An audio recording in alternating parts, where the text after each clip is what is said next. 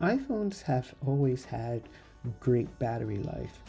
However, there are certain features, while convenient, drain your battery quicker.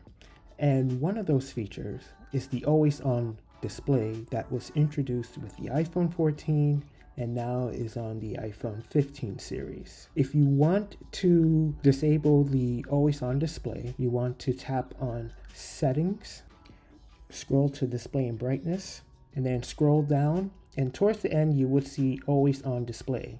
Tap on that, and at the bottom here you will see always on display. If you turn that toggle off, then when you lock your phone, you will no longer have a dimly lit phone, and you will be able to save some battery that way.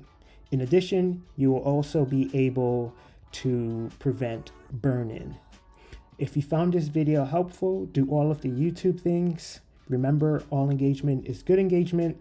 And until next time, I will see you in the next video. Take care.